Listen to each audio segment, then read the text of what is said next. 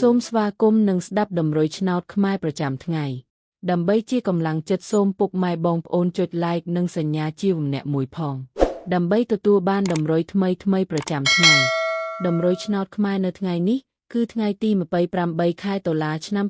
2025ដើម្បីកុំឲ្យខាតពេលយូរសូមស្ដាប់តម្រុយឆ្នោតពី admin មានលេខ19351778សម្រាប់ប៉ុស្តិ៍ APCD សម្រាប់លេខ OSAD មាន2គ្រាប់គឺ OS ខ្ទង់50និង80សម្រាប់3លេខគឺ admin មាន2គ្រាប់ផងដែរគឺមានលេខ521x0958គុណបើសិនជាពុកម៉ែបងប្អូនស្រឡាញ់និងពេញចិត្តលេខទាំងនេះពុកម៉ែបងប្អូនអាចយកលេខទាំងនេះទៅផ្សងសំណាងបានជាចុងក្រោយសូមជូនពរពុកម៉ែបងប្អូនដែលយកលេខខាង admin ទៅផ្សងសំណាងហេងយើងទាំងអស់គ្នាជូនពរពុកម៉ែបងប្អូនជួបតែសំណាងល្អនិងសុខភាពសូមជម្រាបលាជួបគ្នានៅថ្ងៃស្អែកបន្តទៀ